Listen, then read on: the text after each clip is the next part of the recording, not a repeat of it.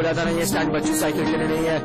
कुछ लोगों की जिद के आगे वक्त और किस्मत भी खुद में टेक देते हैं। सीएनबीसी आवाज उन्हीं का चैनल है। सीएनबीसी आवाज, वक्त से पहले, किस्मत से ज्यादा। ये है टीवी 18 और आप देख रहे हैं सीएनबीसी आवाज।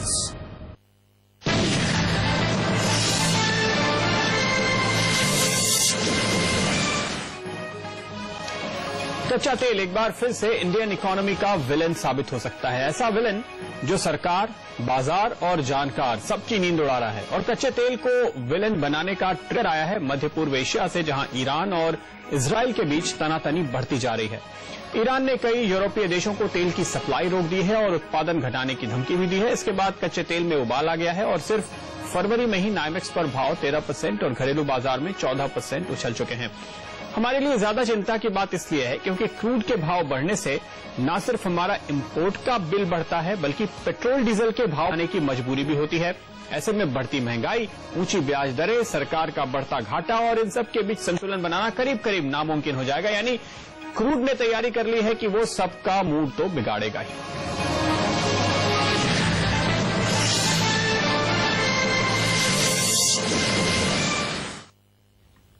तो कच्चे तेल की इस तेजी ने कई सवाल खड़े किए हैं। मसलन ये तेजी कहां तक जा सकती है और क्या अब सरकार को पेट्रोल डीजल के दाम बढ़ाने होंगे? अगर नहीं तो क्या सरकार की वित्तीय स्थिति इस बात की इजाजत देती है कि वो सब्सिडी का बोझ और बढ़ाए? और सबसे अहम कि इकोनॉमी का क्या होगा, ग्रोथ का क्या होगा, बाजार का क्या होगा? इन सब पर बात करेंगे। हमारे साथ पेट्रो वॉच के एडिटर मधु नैनन मौजूद हैं और साथ ही रिस्क कैपिटल एडवाइजर्स के डीडी शर्मा बाजार पर राय देंगे। क्रिसिल के chief economist doctor DK Joshi भी हमारे साथ जुड़ेंगे इकोनॉमी पर क्रूड के इस इम्पैक्ट पर अपनी राय देने के लिए। लेकिन शुरुआत करते हैं यहां पर क्रूड की चर्चा के साथ, क्योंकि जाहिर है सबसे अहम बात यही है सबके दिमाग में कि ये कहां तक जाएगा।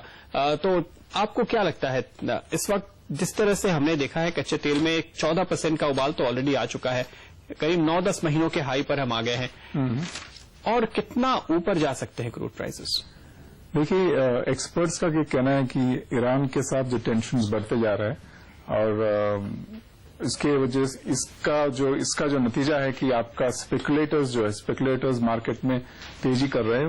उनके एक्सपर्ट्स का कहना है कि पर बैरल 20 या 50 डॉलर पर बैरल तक बढ़ सकती है क्रूड का प्राइस पर बैरल। तो ये तो हमारे लिए तो काफी चिंताजनक बात है, क्योंकि हमारा जो है इंपोर्ट्स, जितने भी हम ऑयल कंज्यूम करते हैं इंटरनली, 85 to 90% हम इंपोर्ट करते हैं, क्योंकि हमारा डोमेस्टिक प्रोडक्शन घटते जा रहा है। तो हमारे तो बहुत काफी आपने जो काफी एक बुलिश प्रोजेक्शन दिया क्रूड का, हमें कहना चाहिए, आखिर आप किस तरह से इस वक्त ईरान की और मिडिल ईस्ट की स्थिति को एनालाइज कर रहे हैं? क्या आप ये कह रहे हैं कि इराक के जैसा एक फुल फ्लेज्ड वॉर वहां शुरू हो सकता है कि आप वापस से $150 देखेंगे? नहीं, वॉर तो होना मुश्किल है, क्योंकि ईरान के पास भी जितने वेपन्स है वो काफी एडवांस्ड है।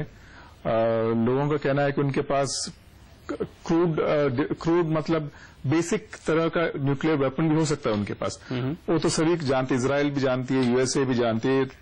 इसके वजह से वो इतना पुश नहीं करेंगे दोनों साइड से। मेरा अंदाज है ईरान के साइड से भी या तो वेस्टर्न वर्ल्ड के साइड से भी एक लेवल तक आएंगे और पुल बैक करेंगे। फुल फ्लेज वॉर होना मुश्किल है। स्कर्मिशेस हो सकता है, छुटपुट घटना हो सकती है। फिर भी $150 हो जाएगा। फियर है ना इस बात का कि क्या हो सकता है आगे। कहीं ऐसा तो नहीं है कि इसमें दरअसल चूंकि काफी ज्यादा इस समय करेंसी प्रिंट हो रही है यूरोप में, तो वो स्पेकुलेशन का ज्यादा बड़ा हाथ है बजाय एक रियल जो आपको युद्ध का या एक वॉर का फियर है उसके? काफी देखिए, फियर तो एक बात जेन्युइन बात है। फियर है कि ईरान के पास कितना वेपन्स है वो किसी को आज तक पता नहीं है। कितना उनका एडवांसमेंट हो गया न्यूक्लियर वेपन्स डेवलपमेंट करने में, या तो बाकी weapons, tactical weapons, strategic weapons उनका जो है, कितना मिसाइल्स उनका कहां तक जा सकती है। एक्चुअल नॉलेज किसी के पास नहीं है। उसके वजह से, एक्चुअल नॉलेज न होने की वजह से फियर आ जाती है। वो फियर आपको फिर बड़ा पुश करती है। वो फियर को आपका स्पेकुलेटर यूज करता है बस। ओके, तो यानी सेंटिमेंट्स और साथ में कुछ हद तक लिक्विडिटी भी यहां पर अपना एक रोल प्ले कर रही है। दोनों मिलकर फिलहाल क्रूड को ऊपर ले जा रहे हैं। लेकिन डॉक्टर जोशी, इस समय अगर $150 पर ब्रेंट और $125 के ऊपर ही नाइमेक्स भी पहुंचता है और हमारी अपनी कॉस्ट जाहिर है कि फिर $135-40 के आसपास पहुंच जाती है अगले कुछ हफ्तों या महीनों के दौरान, क्या इंपैक्ट होगा इंडियन इकोनॉमी पे?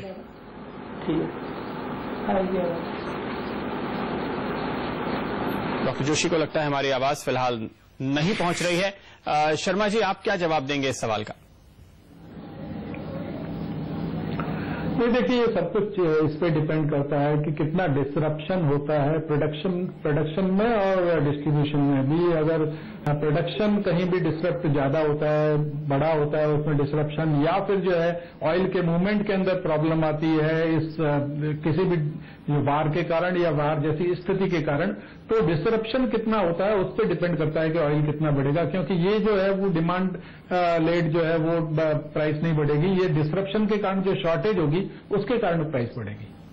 लेकिन शर्मा जी, चूंकि आप भी दुनिया भर के बाजारों में इस समय जो एक लिक्विडिटी की सुनामी चल रही है उसको देख रहे हैं, अपने देश में भी जो 1000 पॉइंट निफ्टी बढ़ा है वो इसलिए बढ़ा है क्योंकि यूरोप में वहां के बैंकों को 1% के रेट पे लोन दिया जा रहा है, ताकि अगर कल को ग्रीस में प्रॉब्लम है या इटली में प्रॉब्लम है तो कोई बैंक नहीं डूब जाए। लेकिन ये पैसे दरअसल दुनिया भर के बाजारों में, कमोडिटीज में, इक्विटी में घुस रहे हैं।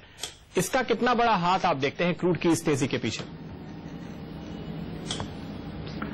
डेफिनेटली जो क्रूड है उसके अंदर भी स्पेकुलेशन बहुत होता है। क्रूड के स्पेकुलेटर्स तो बहुत ही बड़े और भारी स्पेकुलेटर्स हैं, जिनके स्पेकुलेशन को रोकना जो है वो भी एक बड़ा चैलेंज का काम है और उसको रोकना मुश्किल भी लगता है मुझे। और इसीलिए आप देखेंगे कि इवन इस बार जब इकोनॉमी इतनी खराब हुई, मार्केट इतने खराब हुए, तब भी क्रूड की प्राइसेस में कोई बहुत ज्यादा गिरावट नहीं हुई। लास्ट टाइम जब 2008-9 वाली स्थिति, उस समय क्रूड जो है $30-35 तक पहुंच गया था, लेकिन इस बार जो है क्रूड $80 से नीचे नहीं गया। वो इंडिकेट करता है कि क्रूड के ऊपर स्पेकुलेटर्स की पकड़ जो है वो भी बहुत स्ट्रांग है।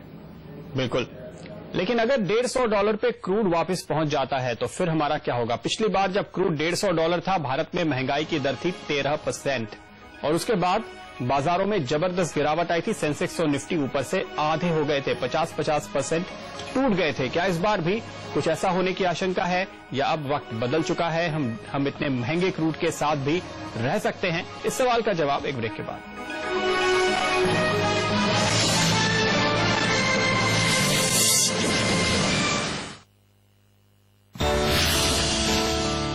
What we expect in this budget is a lot of measures in terms of reducing the incidence of indirect taxation. For a long while we've been waiting for an announcement on GST. The government has been postponing the implementation, and I think that's a key area that most of us are worried about. So that's something that we look forward to.